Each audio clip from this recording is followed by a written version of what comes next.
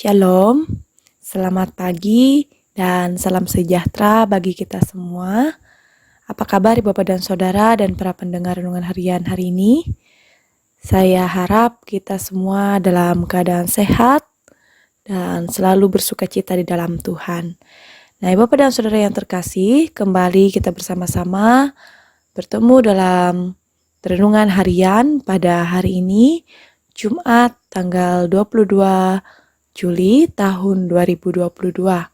Adapun nas yang sebagai dasar perenungan firman Tuhan untuk kita pada hari ini sesuai dengan almanak Nas GKE diambil dari kitab Kisah Para Rasul pasal 2 ayat 22 sampai ayatnya yang ke-36. Namun sebelum kita akan bersama-sama membaca dan merenungkan akan kebenaran firman Tuhan ini, saya ajak Bapak dan Saudara, mari kita bersatu dalam doa. Kita memohon tuntunan daripada Roh Kudus Tuhan. Kita berdoa.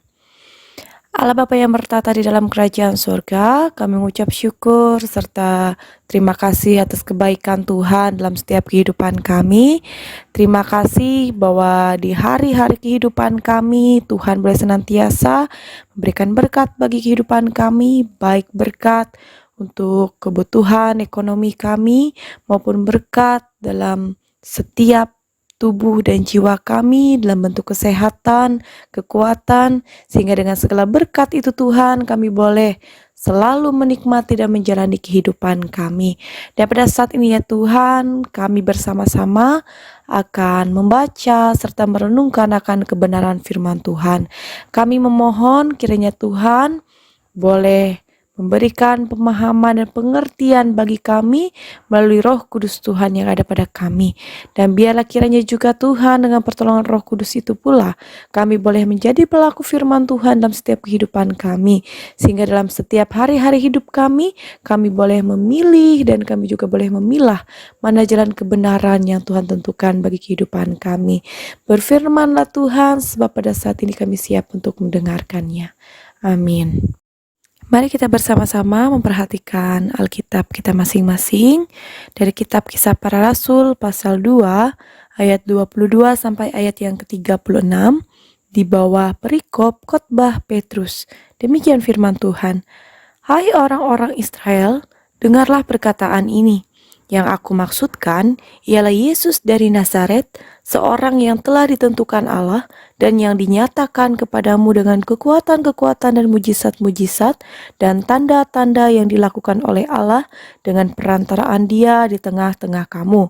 Seperti yang kamu tahu, Dia yang diserahkan Allah menurut maksud dan rencananya telah kamu salibkan dan kamu bunuh oleh tangan bangsa-bangsa durhaka.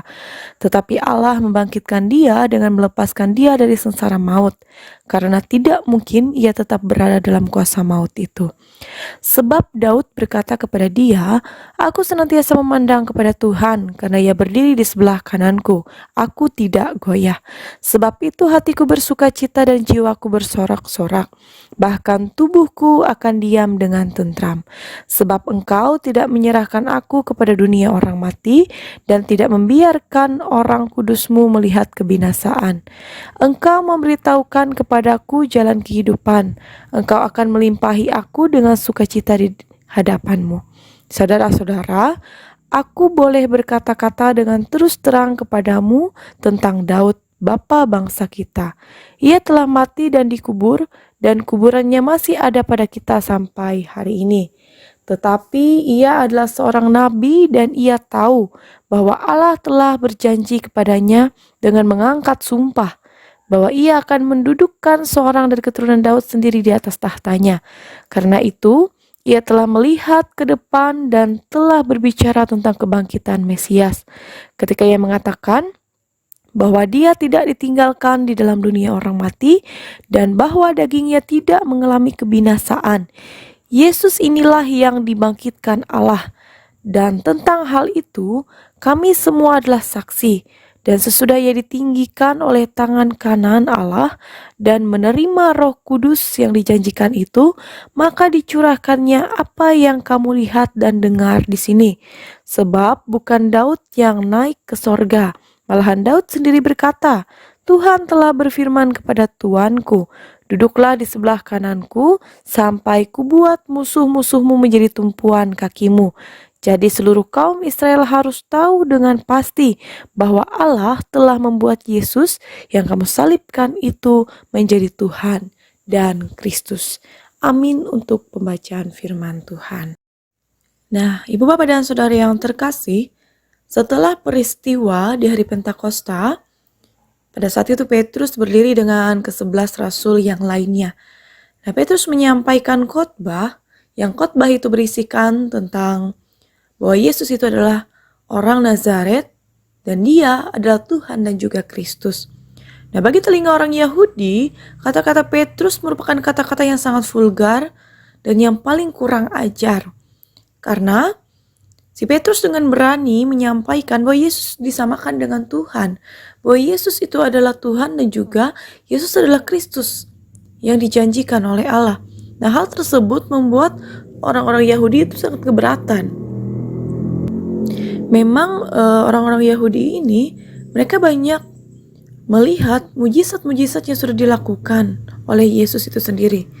Tapi yang menjadi pertanyaan bagi mereka, apakah mungkin Sang Kristus atau Mesias ini muncul dari kampung kecil seperti Nazaret? Namun, mereka juga melihat apa yang terjadi kepada para murid yang percaya kepada Yesus. Dan mereka juga mendengar apa yang diberitakan oleh mereka. Nah, inilah yang ingin diberitakan oleh Petrus, yaitu bahwa Yesus yang telah disalibkan oleh orang-orang Yahudi, dan ini juga yang menggenapi janji Allah tentang seorang Mesias yang akan lahir dari keturunan Daud. Tuhan Yesus sendiri sudah disalibkan, kemudian dia bangkit, dan para murid adalah saksi kebangkitan Tuhan Yesus itu. Nah, Allah meninggikan Yesus karena itu juga Roh Kudus itu dicurahkan bagi para murid, sehingga mereka ini mampu berkata-kata dalam berbagai bahasa. Dan dengan Roh Kudus itu pula, murid-murid ini mampu untuk melakukan setiap pekerjaan yang sudah diberikan kepada mereka. Dan Bapak dan Saudara, pemberitaan Petrus ini menempatkan Yesus Kristus sebagai alasan utama dan yang terutama mengapa Roh Kudus itu dicurahkan bagi mereka. Nah, karya Roh Kudus itu sendiri yaitu diwujudkan dalam pemberitaan yang dilakukan oleh para murid. Semua berujung pada kemuliaan Yesus yang telah ditinggikan oleh Allah. Semua yang dilakukan para murid pada saat itu, semuanya berujung kepada meninggikan Tuhan Yesus. Nah, karena itu, tugas orang Kristen sebagai murid Tuhan Yesus dan penerima Roh Kudus di dalam dirinya, yaitu bersaksi dan memuliakan nama Yesus melalui kesaksiannya. Nah, Bapak dan Saudara, mari kita resapi nas ini karena Tuhan Yesus sudah memberikan contoh bagaimana bersaksi tentang Yesus Kristus itu sendiri. Ya, Bapak dan Jemaat yang terkasih dalam Tuhan kita Yesus Kristus, mereka yang mengasihi Kristus adalah mereka yang mengerti siapa dia dan pengajarannya, dan yang memberitakan kabar baik tentang dia. Mari kita bersama-sama menghayati tugas dan tanggung jawab kita sebagai orang Kristen. Bukan bagaimana kita harus rajin beribadah, bagaimana kita taat kepada Tuhan, tapi bagaimana kita bisa menjadi saksi Tuhan itu dalam setiap kehidupan kita. Dan kita dapat melakukan setiap tugas dan tanggung jawab kita dengan pertolongan Roh Kudus yang sudah dicurahkan bagi kita semua. Bapak dan Saudara yang terkasih, Tuhan Yesus dan Roh Kudus Tuhanlah yang mampu membuat kita terus berkarya dalam setiap kehidupan kita. Amin untuk firman Tuhan. Tuhan Yesus memberkati kita melalui renungan pada hari ini. Amin untuk firman Tuhan. Mari kita bersama-sama, kita saat teduh sejenak, kita akan masuk dalam doa syafaat. Mari kita bersatu di dalam doa. Allah Bapa yang bertata di dalam kerajaan sorga, yang kami kenal di dalam Yesus Kristus. Terima kasih untuk firman-Mu yang boleh diperdengarkan bagi kami pada hari ini. Kami sudah bersama-sama merenungi setiap mujizat yang Tuhan berikan bagi kehidupan kami melalui firman pada hari ini. Kami memohon Tuhan sebagaimana Engkau boleh memberkati dan menyertai para murid pada saat itu untuk boleh bersaksi dan memberitakan tentang kabar baik. Begitu pula kami dalam setiap kehidupan kami ya Tuhan, kami memohon tuntunan daripada Roh Kudus Tuhan itu untuk boleh membimbing, menyertai, dan memampukan kami untuk boleh terus bersaksi dalam setiap kehidupan kami, untuk boleh menyampaikan tentang kabar baik yang Tuhan berikan bagi setiap kehidupan kami orang Kristen. Dan biarkanlah Tuhan, kami boleh menjadi saksi Tuhan dalam setiap kehidupan kami. Dan pada saat ini juga Tuhan, bersama-sama kami ingin berdoa bagi jemaat GKI Tumbang Baloi. Tuhan boleh memberkati setiap mereka yang boleh ada di sana. Tuhan boleh memberkati setiap kehidupan jemaat Tuhan yang ada di Tumbang Baloi. Tuhan berkati setiap keseharian hidup jemaat, usaha dan pekerjaan. Tuhan berkati keberadaan hidup, rumah tangga, keluarga jemaat. Tuhan berkati anak-anak mereka. Tuhan berkati setiap orang-orang yang ada bersama dengan mereka dan juga seluruh keluarga besar mereka.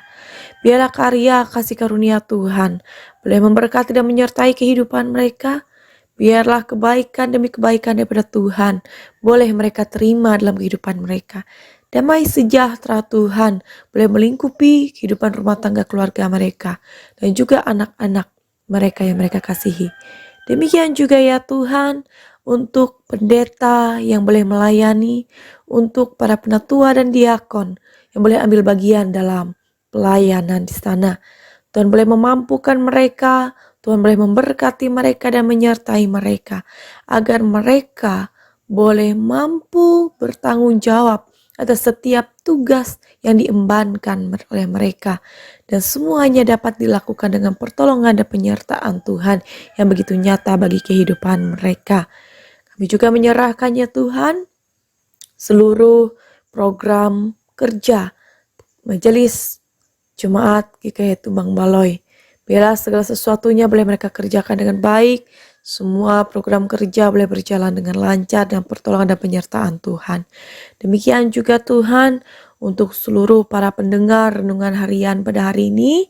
Tuhan boleh memberkati mereka ketika mereka akan menjalani setiap aktivitas dan kegiatan mereka pada hari ini.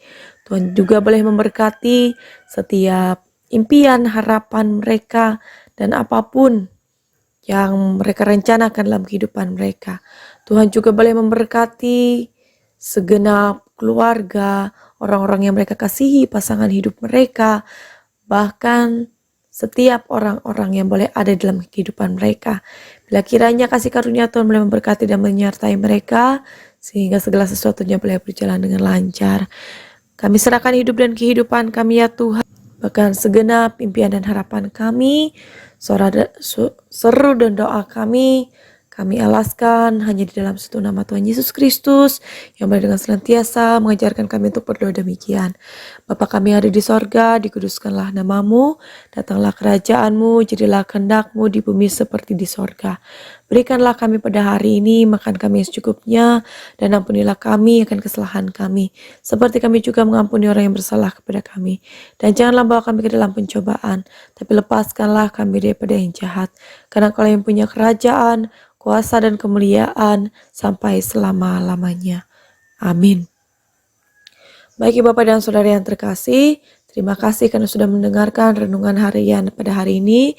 Semoga renungan harian pada hari ini boleh memberikan semangat dan kekuatan yang baru bagi kita untuk boleh terus bersaksi dalam kehidupan kita. Tuhan Yesus memberkati kita. Sampai bertemu di renungan harian selanjutnya. Tuhan Yesus memberkati Bapak dan Saudara. Shalom dan salam sejahtera bagi kita semua.